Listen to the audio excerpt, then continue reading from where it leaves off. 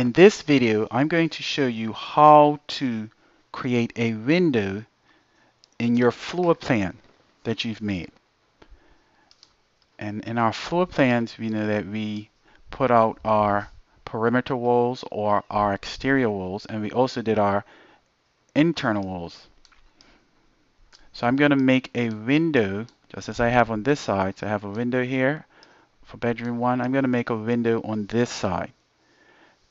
And to make this window, I need to use my rectangle tool. And I'm going to draw, I want to make sure that I'm drawing that right here.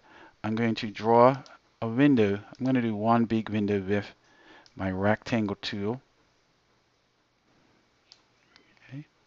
And then I'm going to make sure that I can see the top edge of the room that I'm going to be using. So I can see the top edge, and now I'm going to select my push tool, and I can tell this part is going to be pushed. So I'm going to click on the rectangle, and I have those blue dots inside, and then I'm going up to the edge to let the program know how much I want to push. So I'm going to put that red square right on the back line of this edge, and then select the left mouse button, and then I've created my window.